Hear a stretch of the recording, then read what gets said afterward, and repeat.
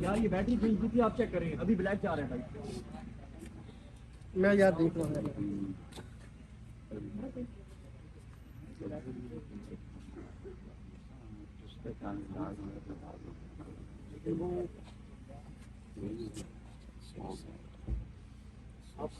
آپ یہاں پر پہنچے ہیں. سمیع رحیم صاحب رات سے یہاں پر موجود ہیں. عمران ریاض خان صاحب جو ہیں وہ ارشد شریف صاحب کی والدہ کے حکم پر یہاں پر پہنچے ہیں. اور میں ہمارے یہاں پر میڈیا کے ظاہر دوست موجود تھے، لیکن وہ ہم خود نہیں ریکارڈ کرنا چاہتے تھے وہ مناظر جب عمران ریاض خان صاحب آئے اور ارشد شریف صاحب کی والدہ محترمہ سے ملے.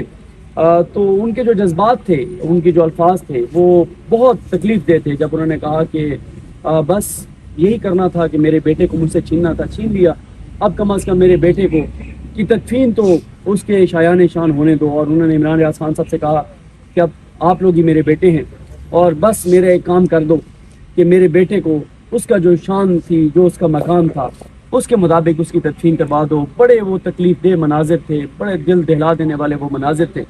عمران بھائی آپ یہاں پر آئے ارشد بھائی کی والدہ کے حکم پر، کیا جذبات ہیں آپ کے؟ کچھ بھی نہیں بول سکتے. تو پھر میری کی گزارش ہے، میں نے چیف جسٹس آف پاکستان سے پہلے بھی گزارش کی ہے کہ ہاتھ جوڑ کے آپ سے گزارش کر رہے ہیں صاحب، کبھی میں نے اپنے لیے ہاتھ نہیں جوڑے. جتنا ہمیں ذلیل کیا گیا، جو کچھ بھی کیا گیا، وہ سارے کو ایک طرف رکھ دیں صاحب. یہ چیف جسٹس آف پاکستان سے ہاتھ جوڑ کے اپیل ہے. میں نے آج تک کسی کے آگے ہاتھ نہیں جوڑے. وہ ایک ماں انتظار کر رہی ہے اپنے بیٹے کا. اس نے اپنا بیٹا، اپنا شوہر اس مٹی کو دیا ہے. ایک دن میں اس گھر سے 2 لاشیں اٹھی ہیں. وہ جو دفنانے والا تھا آج وہ بھی چھن گیا. اس کو اس کا بیٹا صرف لا دیں خدا کا واسطہ. یہ آپ کی ریاست کر سکتی ہے، یہ آپ کی حکومت کر سکتی ہے. وہ ایمبیسی آپ لوگوں کے کنٹرول میں ہے. یہ آپ ہمیں کر کے دیکھ سکتے ہیں. جو چاہیے اپنے آپ کو بیچ کر ہم دیں گے. جس چیز کی سہولت چاہیے، جتنا پیسہ چاہیے، ہم اپنا سب کچھ بیچ کر دیں گے. یہ ہاتھ جوڑ رہے ہیں آپ کے آگے خدا کا واسطہ. ان کے بیٹے کی لاش ان کو دیتے ہیں پر چل. وہ ماں ایک ہی بات کہہ رہی ہے کہ میرے بیٹے کو عزت کے ساتھ دفن کرو، اور یہ تم لوگوں کی ذمہ داری ہے. ہم یہیں کھڑے رہیں گے، ہاتھ جوڑ کے اپیل کر رہے ہیں. اللہ کا واسطہ ہے کہ اس کے بیٹے کی لاش لانے میں ہماری مدد کریں. اور یہ چیف جسٹس آف پاکستان آپ سے ہے. اسٹیبلشمنٹ کے اوپر ہمیں کوئی، ان کے سینے کے اندر جو ہے وہ دل نہیں ہے، پتھر ہے ان کے سینے میں. نہ ہمیں اسٹیبلشمنٹ سے کوئی امید ہے، نہ اس گورنمنٹ سے کوئی امید ہے. ابھی تک سو رہے ہیں. یہ سورج اوپر آ گیا. نہ یہ رات ختم ہو رہی تھی، نہ سفر ختم ہو رہا تھا. میں جیسے اسلام آباد پہنچا ہوں لاہور سے، میں نے اتنا برا سفر کبھی نہیں کیا. مجھے بار بار ایسے لگتا تھا میں ابھی اٹھ جاؤں گا، سو رہا ہوں اور یہ سارا ایک خواب ہوگا. لیکن بدقسمتی سے ہم یہ دن دیکھ رہے ہیں.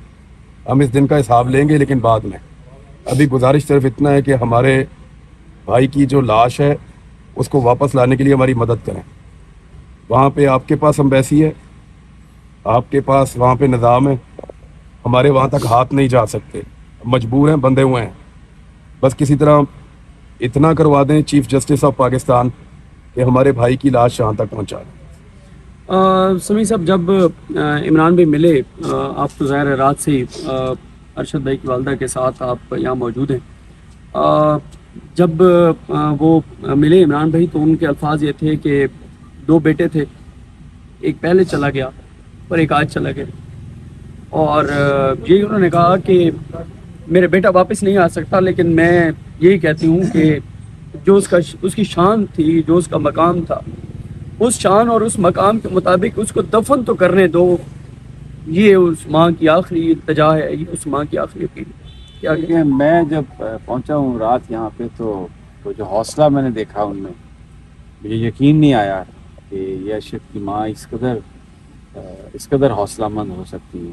پھر میں نے سوچا کہ ارشد کتنا حوصلہ مند تھا، یقیناً ایسی ماں کا بیٹا ہی اتنا حوصلہ مند ہو سکتا ہے. اور وہ اس وقت وہ بہت سارے لوگ تھے، کاشف عباسی بھی تھے اور بھی بہت سارے لوگ تھے، شاید میتلا تھے، خبر گھمن تھے. وہ یہ کہہ رہی تھی کہ یہ جو مہمان آ رہے ہیں، ارشد کے دوست آ رہے ہیں، ان کی خدمت میں کوئی کمی نہ رہے. ابھی بھی کہہ رہی تھی کہ جو دوست ارشد کے آئے ہوئے ان کو ناشتہ دو، ان کو ناشتہ کرو، یہ کہہ رہی تھی. اور بات ہو رہی تھی ارشد صاحب کے دوستوں کے ساتھ، جن کے ساتھ ظاہر ہے آپ سے بھی بہت بات ہوتی، کہ وہ یہی کہتے تھے یار کیا کریں گے، زیادہ سے زیادہ مجھے پتہ ہے کیا کریں گے، اینڈ پہ مجھے گولی مار دیں گے. تو وہی ہوا.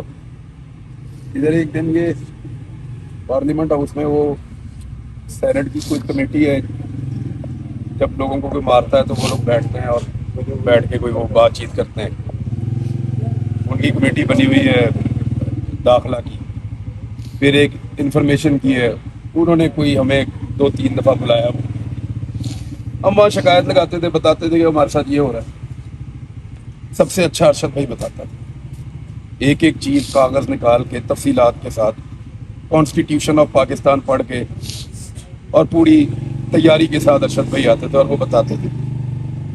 اس دن وہاں سے باہر نکلے نا تو ادھر کی گاڑی کھڑی ہوگی شاید ارشد بھائی کی، وہ گاڑی لے کر تو جا رہے تھے تو میں نے راستے میں روک لیا.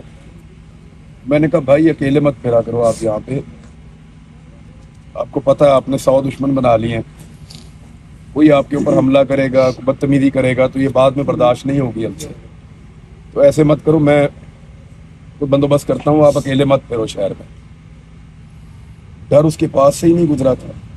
آپ یہ سوچیں کہ اتنا بہادر آدمی، اس کے لیے انہوں نے کتنی زمین تنگ کی ہوگی کہ وہ یہ ملک چھوڑ کر گیا. کتنا وہ پاکستان سے پیار کرتا تھا. یعنی میں نے اس سے اگر حب الوطنی سیکھنی ہے نا تو ارشد شریف سے سیکھنی ہے. اس نے گلہ بھی نہیں کیا یار اپنے منہ سے کبھی.